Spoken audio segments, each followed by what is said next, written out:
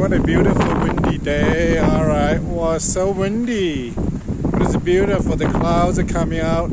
Actually, that's Rebecca and Betty right there. I just saw them and just say hi to them. They're having dinner now.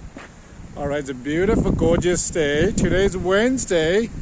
It's about 5 o'clock in the afternoon. My busy day. I had 2 classes, had chapel, had 2 meetings. It's a beautiful day, beautiful windy day. Okay, the baseball players are practicing. Okay, it's a beautiful day here today in Bolivar, Missouri. This is our gorgeous Bolivar campus, Southwest Baptist University. Okay, yep, that's our beautiful clock tower, and then our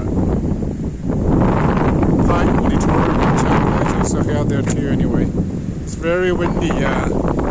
Okay, we have hot weather. I think we get some rain. We need rain. Yeah, it's very dry already, but it's beautiful. I just love the wind and the clouds and the baseball players playing over there.